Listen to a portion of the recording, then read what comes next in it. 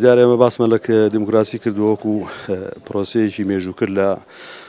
هەموو جیهاندا لەگەڵ پێناسی دیموکراسی مێژووی سەرهەڵدانی و هێنامانە تەطبیقیکەین بەسەر شیکردنەوەیەکی لێکۆڵینەوە کە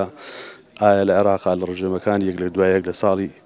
1924 کە دروست بووە ئەم دیموکراسیە لە عێراقا چی دەورێکی بینیوە پرۆسی دیموکراسی چۆن بووە ئەم گۆڕینە بەرەو شوێ گەیشتووە بە دوو بەش باسمان کرد کە لە دامەزرانی دەوڵەتی عێراق تا شۆڕشەکانی ساڵی 58 و دواتریش تاوەکو ساڵی 2003 ئەمە قۆناغێک بوو کە قۆناغێکە کە هیچ ومێدێکی دیموکراسی تێدا بەدی نەکراوە لە کۆتایی کتێبەکەیە بەشێکمان تەرخان کردو بۆ مەسەلەی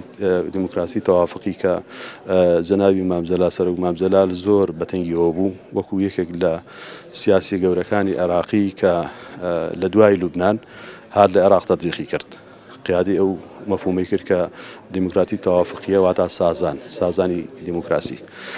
ئەمە هەتا جەنابی مامزەلال لە ژیاندا بوو سەریگەت زۆر باش ڕەنگیدایەوە لە دەستکەوتەکانی کورد لە دەستکەوتەکانی عێراق لە پایەکانی دیموکراسی گەشەکردن بەڵام لە دوای نەمانی سەرۆک مامزەلال ئەم دیموکراسی تەوافقیە بەرەو هەرس ڕۆیشت بەرەو نەمان ڕۆیشت باسمان لە ئاهەمیەتی دووبارە سەڵەتدانەوەی دیموکراسی تەوافقی کرد لە عێراقدا لە دوای ئەوە باسمان لەوە کردووە کە فیدرالی کە یەکێک لە بژاردەکانی گەلی کورد بوو کرد لە عێراقی تازەیە کە فیدرالی هەڵبژاردەوەکو ناچاریە وەکو ئەسعەف الئیمان ئەمە بەشوێ گەیشتووە ئایا ئەم فیدرالیە لەگەڵ مەفهومی دیموکراسیە وەکو خۆیەتی یان ئەو تا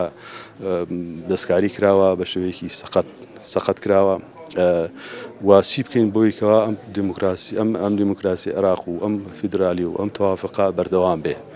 و ئەگە بەردەوام نەبوو چی ڕوویەدا چەند سیناریۆیەکەیە لە داهاتوودا کە عێراق ڕۆبەڕی دەبێتەوە ئەگە ئیستیقراری سیاسی نەبێ ئەگە دیموکراسی نەبێ ئەگە فیدرالی بەم شێوەی ئێستا بێ لەوانەیە عێراق تووشی ئەزمە و کارەساتی تر بێت لە ڕووی دەستورەوە لە ڕووی سیاسیەوە لە ڕووی پێکهێنانی دەوڵەت و هەیکەلی حکوومەتی تازەی داهاتوو ئەمە لە کتێبەکەی هەمووی باسکراوە بە دوور و درێژی باسمان کرد کە ئەمە سێم کتێبمە بەهۆی کۆرۆناوە نەمتوانین دوو کتێبەکانی تر خوێندنەوەی بۆ بکەین یان کۆڕی بۆ بکەین